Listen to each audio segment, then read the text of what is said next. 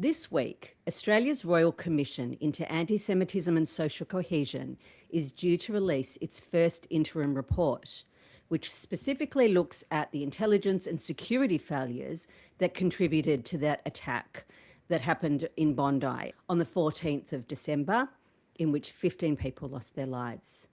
It was the biggest terror attack on Australian soil. It occurred on the 14th of December, 2025. That is, 4.5 months after the attack, we are already at the stage of receiving an interim report from an independent investigation into what happened and specifically the governmental and institutional failures that allowed it to happen. Last week, by comparison in Israel, families and survivors of the October 7th terror attack went to the High Court to try and force the government to announce a comparable kind of independent investigation into October 7th, 2023.